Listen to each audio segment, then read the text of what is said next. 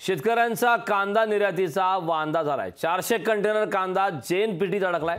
वेबसाईटवर अपडेट न झाल्याचा शेतकऱ्यांना मोठा फटका बसलाय।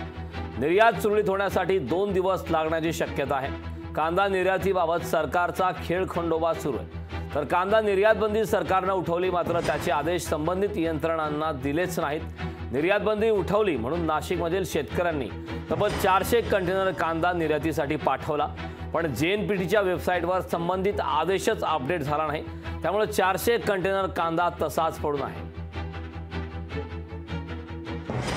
कांद्याचं निर्यात बंदी केल्यानंतर ते उठवलंय, आता तो दिलासा मिळेल।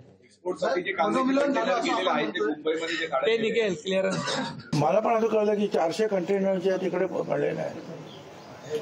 मला कळत नाही सरकार काय ठीक आहे आता, परंतु ते सरकार पावलं उचलायला पाहत आहे, पण कुठेतरी हे सरकारी अधिकारी जे आहेत ते कुठेतरी एखादी गोष्ट अशी करतात की त्याचा परिणाम उलटाच होतो।